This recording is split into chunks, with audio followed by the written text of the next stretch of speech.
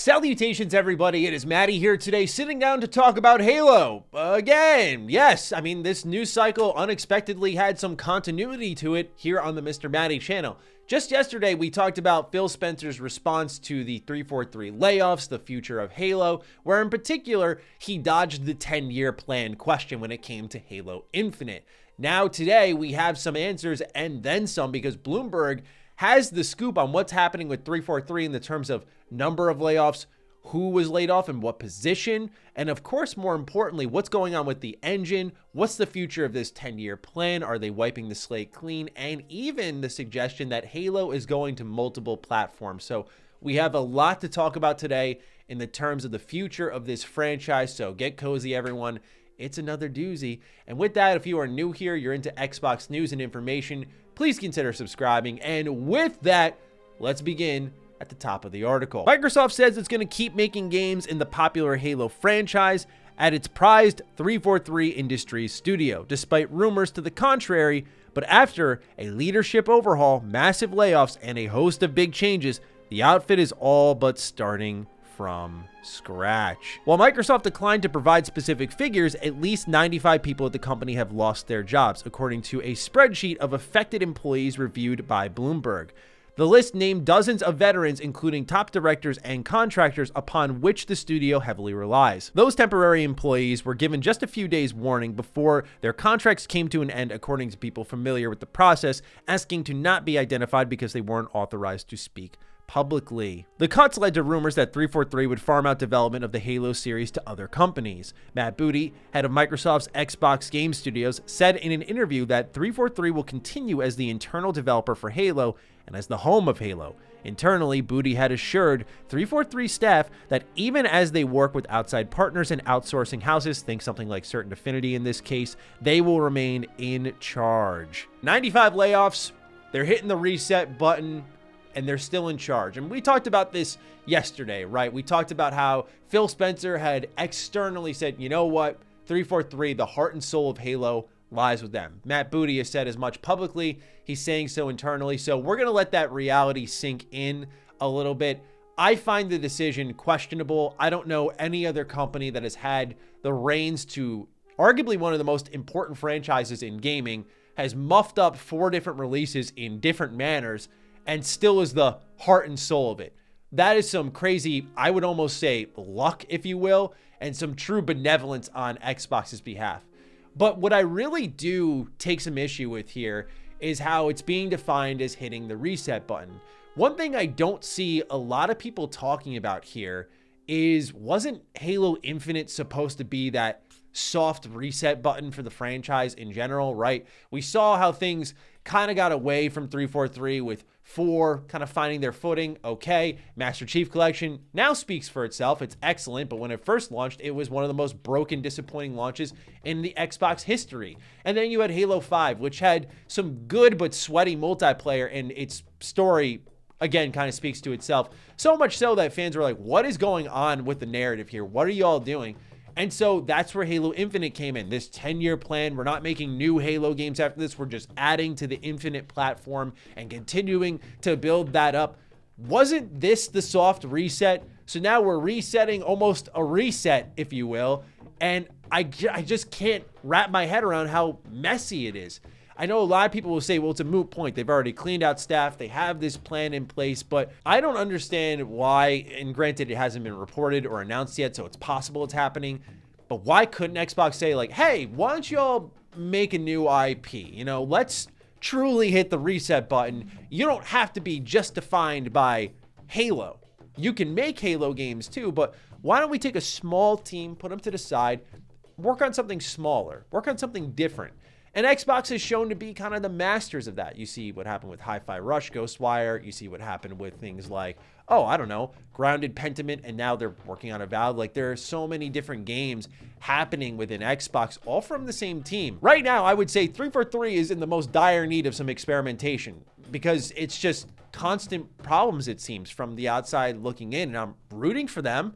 I love Halo. Like, I'm a huge fan of that. And I like the direction of Infinite as a Combat Evolved fan. It's my favorite Halo. So, like, I was about the vision, but they just have shown they cannot execute. And so that's why you clean house, right? But with that new talent in, this should give them an opportunity to redefine themselves beyond Halo. I know people will say, well, they're called 343.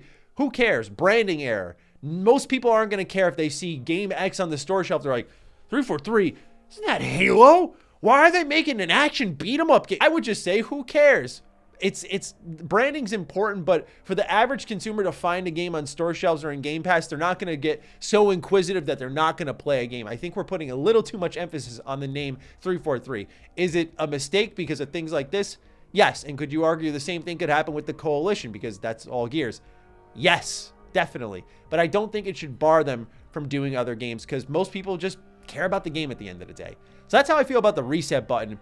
Now it gets more interesting as we dig into the technical future of 343. As we know, the Slipspace engine has been a point of contingence internally, externally. Some fans love it, some fans hate it, but especially internally, what we've heard is that there's been a bit of tug of war within 343, and now it seems like one side has won that war. Who is it? Let's read and find out. At several points over the last decade, management at 343 debated switching to Epic Games' popular Unreal Engine. But it wasn't until late last year when previous studio head Bonnie Ross and engine lead David Berger departed and Pierre Hintz took over that the firm finally decided to pivot to Unreal. This switch will start with a new game codenamed Tatanka, according to people familiar with the plans. That project, which 343 is developing alongside the Austin, Texas-based game studio Certain Affinity, started off as a battle royale, but may evolve in different directions, the people said.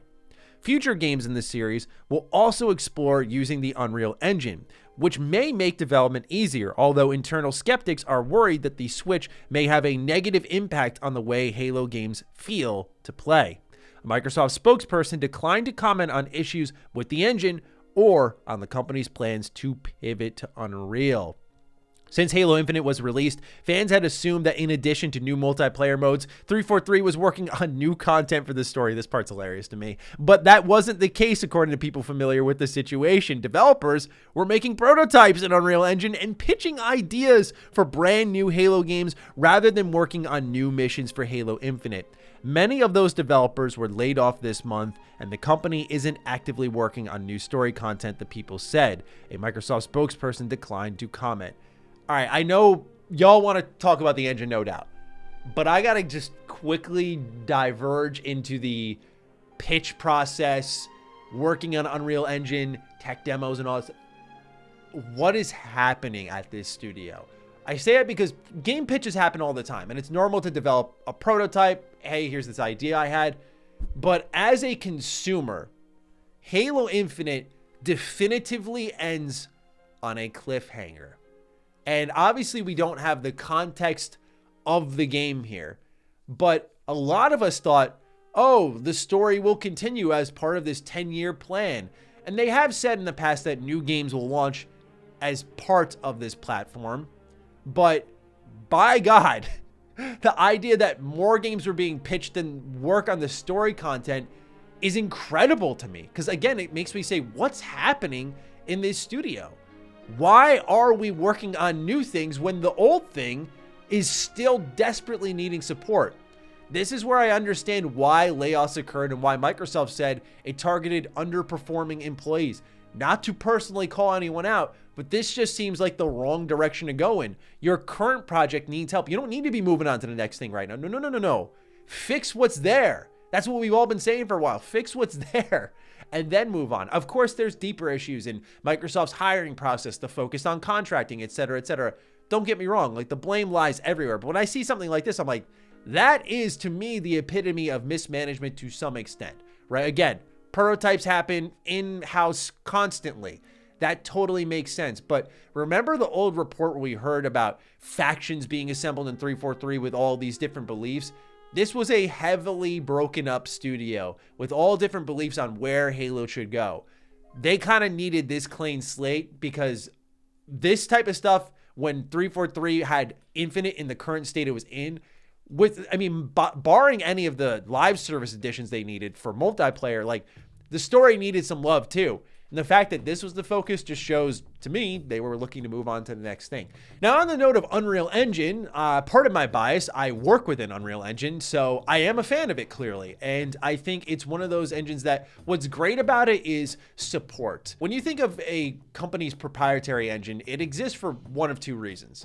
So number one, let's think of something like the Decima engine, right? That exists for a particular reason to achieve a level of design that personally Guerrilla Games didn't think was possible with other, we'll say, third-party engines out there, your Unity, your Unreal Engine, so on and so forth. And so they created an engine with a tool set to support what they wanted to chase down. Same thing with Bethesda with Creation Engine. We want to do mod support. This allows us to do that. With Arcane and the Void Engine, we want first-person immersion and interactivity. This allows us to do that easier. There's also many other reasons underneath the hood that we can never hope to know or understand on why these companies choose to make their own engines. One thing that we joke about on my personal team with Unreal is sometimes Unreal just does Unreal things. What I mean by that is sometimes we'll make a build of our game and all of a sudden something that we know was there is completely missing. And it's just Unreal Engine being Unreal Engine. Game development's finicky in general, so it happens, but some developers don't want to encounter those unexplainable random issues where you go, how did that happen? Oh, it's just because of this engine. So making their own can help circumnavigate some of that too. It lets you pick a direction and go in it. That's option one. Option two is the business reality, which is that Epic does take a cut when you use Unreal Engine. Now, I've always been in the mindset that if you make a game and you manage it right on a budget front, you'll make all of your money back and then some, provided it gets the sales that it needs to. But the engine does manage to cut out the cut that Epic would take. And when you lop that in with the cut that the platform takes, yeah, the dev studio takes a little less home, of course. But there are thresholds to that. It's why you see some AAA lean out of using something like Unreal Engine at times, because they expect something upwards of 1 million plus sales, which then in some cases does change how much or how little Epic does take. But for me, when it comes to Unreal Engine, I like it because, again, of that support. We saw a similar thing happen with CD Projekt Red, where they had the Red engine, or think of Halo with the Slipspace engine. They were specifically tailored to do things that these companies wanted to achieve with their games. And of course, they make more money off of making games with them. And then when they launch, now we're seeing both companies in a similar position of going, our next game's in Unreal, right? We saw what's happening with The Witcher. We're seeing what's happening with Halo. The reason for that pivot is because Unreal has engineers that can help you with that. It has great community support. Like if you're having a problem or a bug, believe it or not, a Google search can be your solution. That's crazy to think about. Whereas if it's your own engine, and let's say you hire a contractor to work on your own engine like Slipspace, and you go, I don't know how to figure this thing out. You can't go online. You can't look at forums. You can't look at other troubleshooting that's happened online. You just can't. You have to figure it out yourself. And if the contractor is out the door, now you got to learn their code, their process, unearth that issue, and oftentimes rebuild it. So that's why there is a benefit to working in Unreal Engine. Of course, the feel thing is a factor. There is a feel factor to engines, but I also argue that if certain games are built right, you typically can't tell. For instance, one of my favorite examples is Octopath Traveler. This game was built in Unreal Engine. This is typically not an engine you see this type of pixel art game in. And that's what makes it a super unique title. But I think if you're not working in the games industry and you only play games, you probably wouldn't be able to tell that this was an Unreal Engine game. I'm for the move.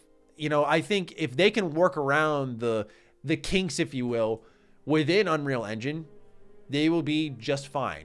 But it's, again, a talent thing. And we've seen with 343 with their recent releases that there is some talent there, but not enough to overcome their own problems. Microsoft once promised that Halo Infinite would be the start of the next 10 years for Halo, but its most recent moves point to a shorter-term vision. In an email to staff following the layoffs, Hintz wrote that the current plan for 343 is to support a, quote, robust live offering, end quote, for Halo Infinite and its Forge-level creator, and, quote, green-lighting our new tech stack, end quote, for future Halo games, while also, quote, bringing Halo to more players through more platforms than ever before, end quote. Okay. That was the curveball at the end of the article, because otherwise what we just read, we already knew about based off everything we went through. More platforms than ever before, eh? You know, good friend of mine, Colin, said a while ago that Halo Master Chief Collection, the plan was to bring that to PlayStation at one point, but that idea had clearly been shut down. And yeah, Halo may need a little shot in the arm. I think the play is probably bringing that Nintendo partnership a little closer. I think it would be a very big deal if you could get Halo Master Chief Collection running on Nintendo Switch. I'd be very, very curious to see how that happens. Probably a cloud version, just because when you look at the file size, think of the file size for Master Chief Collection and the amount of downscaling they would have to do.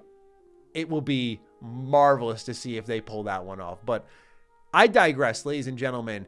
Really interesting to hear more platforms than ever before. Maybe that's just alluding to, you know, what Xbox always says with PC screens, your television screens, your iPad, your phone through the xCloud, plus your consoles. Maybe, but I don't know, man. That reads to me like they're looking in Switch, PlayStation, and that'll be interesting to see, because while I think it's necessary, and I think something like Master Chief Collection only benefits from being on other platforms, like its Xbox heritage is defined and you'll only find the new games on the platform, but something like, hey, Halo 1 through 3 should be available on other platforms just because like these games rock and like you may just want to experience them. I think that would be kind of neat to see happen. I'm always about breaking down barriers though. I understand the business reality, which is like Master Chief Collection brings value to the Xbox platform now. In its original state, no, but now it is one of those compelling reasons to buy an Xbox, to get Game Pass, because I still hop into it at least monthly. I think Master Chief Collection is awesome.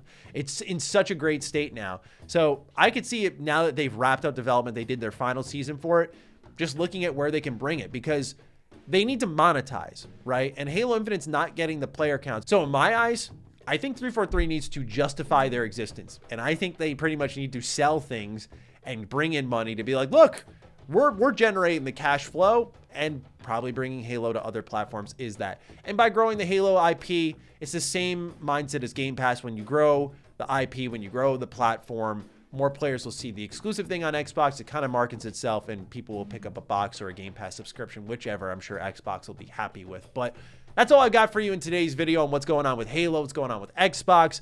Overall, probably the end of the road here for this conversation for at least some time, unless 343 steps out and does something really out of pocket, but we'll see. Until then, ladies and gentlemen, let me know your thoughts down below. Take great care of yourselves, and I will see you in the next video. Be sure to follow me on Twitter, follow me on Instagram. Those links are in the description down below. And a big thank you to all the patrons, all the members who continue to support the hell out of the content here. Stay sexy, stay active. I love you all. Peace.